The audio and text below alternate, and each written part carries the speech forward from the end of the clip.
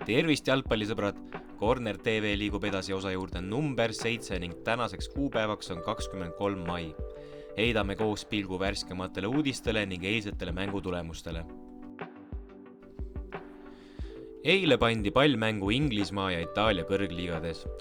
Inglismaal peetud ainukese kohtumise raames läksid vastakuti Newcastle United ning Leicester. Väravateta lõppenud viigimängus tähendas punkt Newcastle'ile seda, et järgmisel hooajal ollakse konkurentsis ka meistrite liigas. Viimati mängis klubisarjas 2002-2003 hooajal.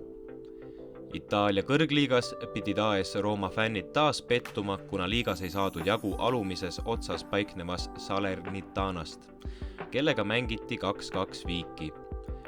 Kehva õhtupoolik oli Itaalias ka Juventusel, kellele esiteks määrati Itaalia jalgpalliliidu poolt uus karistus, mille raames kaotavad nad liigas taas 10 punkti, kuid asi keeras platsil veelgi klubi jaoks hullemaks, kui lausa 4-1 saadi Empolit lüüa.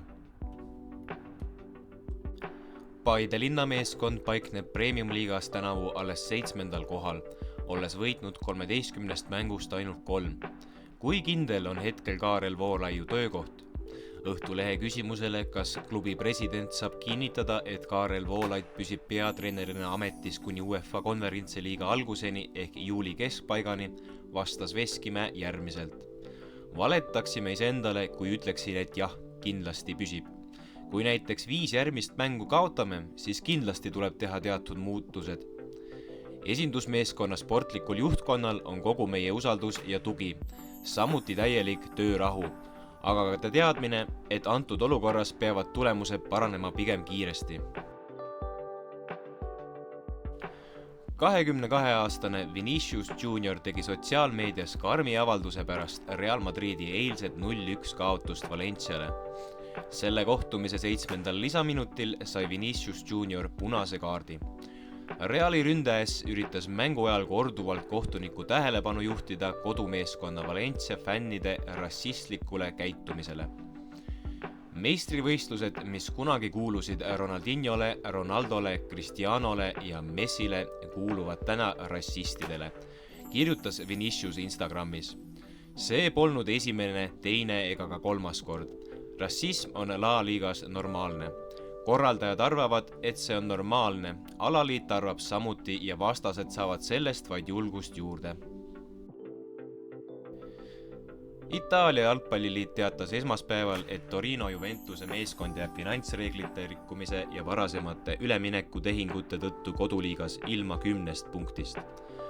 Varasemalt Itaalia kõrgliigas 2. kohta hoidnud Juventus langes pärast punktide eemaldamist hoobilt 7. ning viimasel eurokohal olevast AS Roomast jäädakse nüüd punkti kaugusele. Tipus olnud Barcelona oli koos Pep Guardiolaga 10 korda parem kui hetkene Manchester City meeskond, sõnas kunagine Real Madridi mängumees Rafael van der Vaart Sigo Sportile. Me mängisime nende vastu hea mängu ja saime Bernabeul ikkagi 6-2 tappa, lisas hollandlane. Juventusele määratud karistus on ju nali ja seda nii meie, nende kui kõigi jaoks, kes sellest vaid 2 mängu enne hooaja lõppu teada said. Juventus ja Allegri võitlesid oma punktid väljakul välja ja mul on neist kahju. Minu jaoks on meistrivõistluste ausus löögi all, sõnas Jose Mourinho hiljutises intervjuus.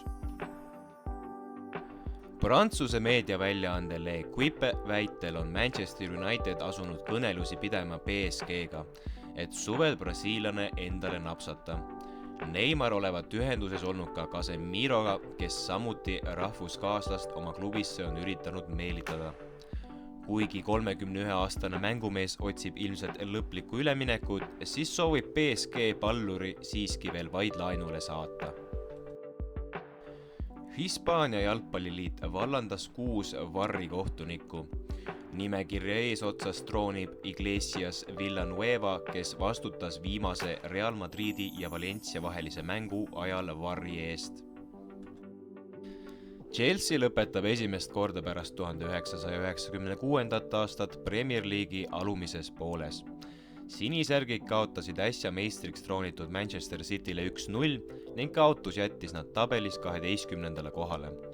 Kuna 10. kohta hoidev Fulham jääb juba 9 punkti kaugusele, siis pole Lampardi meestel 2 viimase mänguga võimalik enam neist kuidagi ettepoole tõusta. Ma sooviksin veel Messiga siin Barcelonas koos mängida. Viimastel aastatel on ta oma mängustiili muutnud ja lihtsam on mängida mängijatega, kes mõistavad jalgpalli sama sügavalt kui tema, rääkis Robert Lewandowski Poola meediaväljaandele Messiski. Kuidas ma täpselt Messiga väljakul kokku mängiksin, seda peaksite juba Xavi käest küsima. Ja selle tsitaadiga me tänase osa kokku tõmbamegi, kohtume teiega taas homme, et rääkida jalgpallijuttu. Nagu ikka olete oodatud meie videosid laikima, share'ima ning ka arvamust kommentaariumis jagama. Jälle nägemiseni!